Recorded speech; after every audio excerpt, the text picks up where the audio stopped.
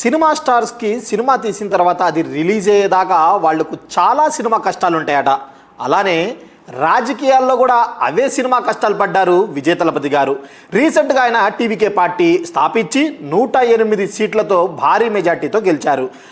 సంఖ్యాబలం తక్కువ ఉంది, మీరు మ్యాజిక్ ఫిగర్ 118 ఎమ్మెల్యేలను తీసుకొని మా దగ్గరికి రండి అని చెప్పి గవర్నర్ గారు 2 సార్లు వెళ్తే కూడా లోక్ భవన్కి ఆయన నిరాకరించారు.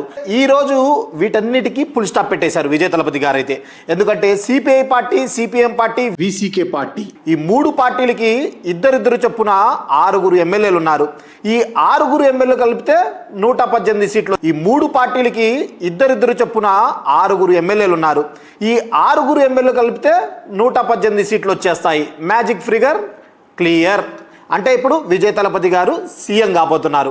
ఈ మధ్యన జరిగిన పరిణామాలు చాలా ఉత్కంఠ రేపాయి. ఎందుకంటే ఈ మధ్యలోనే డిఎంకే పార్టీ, అన్నా డిఎంకే పార్టీ 2 కలిపి వీళ్ళు ప్రభుత్వం ఫామ్ చేస్తారన్నారు.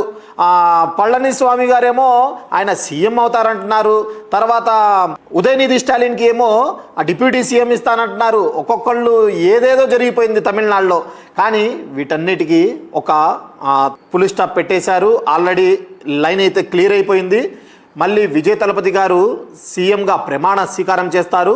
ఈరోజు సాయంత్రం అయితే 6ంటికి గవర్నర్ గారిని లోక్ భవన్లో విజయ్ గారు కలుస్తారు.